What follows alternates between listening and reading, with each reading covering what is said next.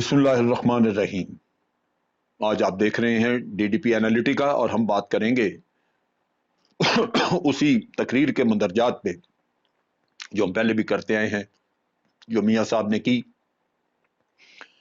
उसमें उन्होंने दो जजों का जिक्र किया, जिसमें उन्होंने कहा कि उन जजों के साथ बड़ी ज्यादती हुई। उन्होंने शौकत सिद्दीकी साहब का नाम लिया, काजी फायज ईसा साहब का नाम लिया, वो मौजूद नहीं यहां पे।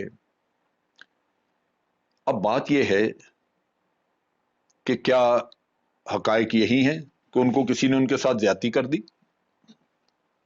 पहली बात, शौकत अजीज सिद्दीकी साहब का मसला।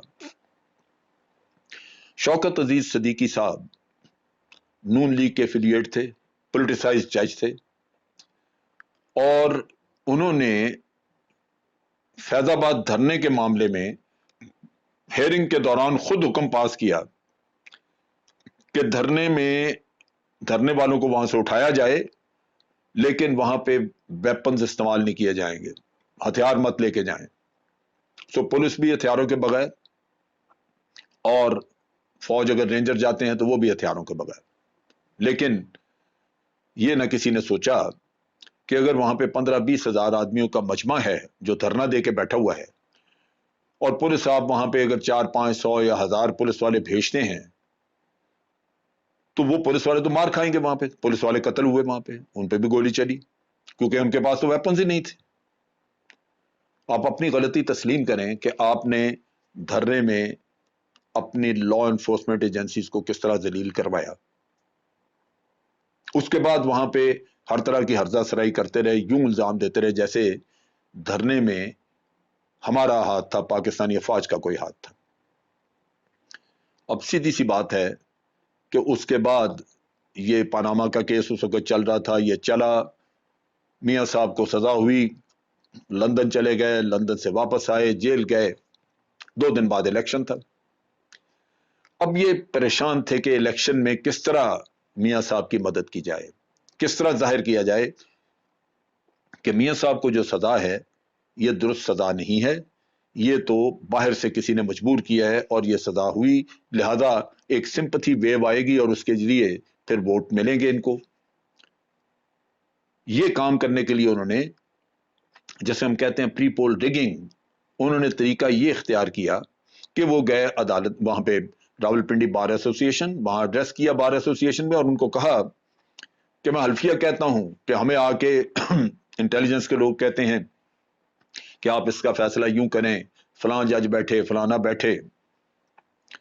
अगर वो कहते हैं भाई, तो हाई कोर्ट का एक चीफ जस्टिस है, सुप्रीम कोर्ट का चीफ जस्टिस है, उनको चिट्ठी क्यों नहीं लिखते आप?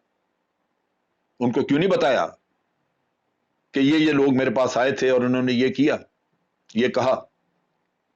और इन एनी केस आपने वहां पे अल्फिया कहा कि मेरे पास आए, मैंने नहीं बात मानी, मैंने इनको निकाल दिया। अगर ये भी आपने काम किया तो रिपोर्ट भी कर देते, लेकिन आपने ये कह के ये जाहिर करने की कोशिश की कि मियाँ साहब को जो सजा है वो भी इसी तरह किसी जज से करवाई गई है। लिहाजा इलेक्शन से 1 दिन पहले, 2 दिन पहले ये काम करने का आपका मकसद था कि प्री पोल रिगिंग की जाए और इलेक्शन को टिल्ट कर दिया जाए, इस PMLN की हमायत में उनको एक मजलूम पेश करके। ये चीज जो है ये सुप्रीम कोर्ट ने, जुडिशल काउंसिल ने भी देखी, उन्होंने आपको वहां से फारिग किया क्योंकि आपकी नीयत पता थी उनको। अब दूसरा मसला है काजी फायज साहब का। पहली बात तो यह है कि काजी साहब मोहतरम जज हैं, अच्छी शोहरत के मालिक हैं वैसे, लेकिन क्या ये हकीकत नहीं है कि लंदन में उनके अपार्टमेंट्स निकले? अगर वहां पे निकले हैं और उन अपार्टमेंट्स के बारे में उन्होंने जवाब दिया है, तो जवाब से वो मुतमईन कर देंगे लोगों को, तो मामला खत्म, उसमें क्या खराबी। लेकिन मियाँ साहब को क्या प्रॉब्लम है? मियाँ साहब को जो प्रॉब्लम है वो है जो एक मुकदमे का फैसला उनके हक में आया, जो जज उनके हक में फैसला कर दे वो उनके लिए अच्छा, जो जज उनके खिलाफ फैसला कर दे वो बुरा है, उसको तो होना ही नहीं चाहिए वहां पे। अब ये जो फैसले था, ये आप देखिए کہ کیا یہ فیصلہ قومی مفاد میں تھا. ہو سکتا ہے قانون کے مطابق تو ہوگا لیکن قومی مفاد میں تھا. حدیبیہ پیپر مل کا فیصلہ تھا جو کہ کیا گیا، اور حدیبیہ پیپر مل یہ ثابت کرتی ہے کہ میاں صاحب نے حسب سابق جھوٹ بولا اور لکھ کے سپریم کورٹ کو دیا کہ ہم نے 2006 میں یہ اپارٹمنٹ خریدے تھے. حدیبیہ پیپر مل میں 1993 میں غالباً، اگر مجھے صحیح یاد ہے یہ، تو 1993 میں ان اپارٹمنٹس کو گروی رکھ کے تو حدیبیہ پیپر مل پہ لون لیا گیا.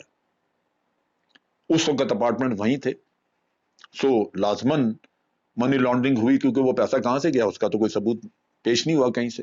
یہ 1993 کی بات ہے. اس سے پہلے لیے ہوں گے 1993 میں تو آپ نے گروی رکھے، پھر آپ نے وہ پیسہ پے کرنا تھا کیونکہ جو لون لیا ہوا تھا وہ آج راجی بینک نے جب وقت ہو گیا انہوں نے مانگا. اب مانگنے کے لیے آپ نے پیسہ باہر بھیجنا ہے، لیکن بھیجیں کیسے؟ یہاں پہ تو آپ نے حدیبیہ پیپر مل جو ہے وہ لاس میں دکھائی ہوئی تھی کیونکہ آپ ٹیکس نہیں دے رہے تھے اس کا. جب ایک خسارے میں ہے مل تو آپ اس کا ایک پیسہ ٹیکس نہیں دیتے، تو خسارے والے سے آپ پیسہ نکال کے باہر قرضہ کیسے اتار دیں گے؟ وہ تو پیسہ ہی نہیں ہے اس میں. سو وہ قرضہ اتارا گیا، پھر وہ پیسہ کہیں باہر سے باہر ہی ادا ہوا یا یہاں سے گیا. یہ وہ چیز تھی جس میں اسحاق ڈار کی سٹیٹمنٹ موجود تھی، چیک ساتھ رکھے ہوئے تھے، چیک کے نمبر وغیرہ، اور اسحاق ڈار صاحب نے جعلی اکاؤنٹ کھلوائے تھے. قاضی فیملی تھی لندن میں جن کے پاس یہ اپنے پڑھائی کے زمانے میں کہیں ان کے پاس رہے، ان کی مہربانیاں، ان کی عنایات تھی، اس کا بدلہ انہوں نے چکایا کہ انہی کے نام پہ جعلی اکاؤنٹ کھول کے تو ان کی منی لانڈرنگ کی.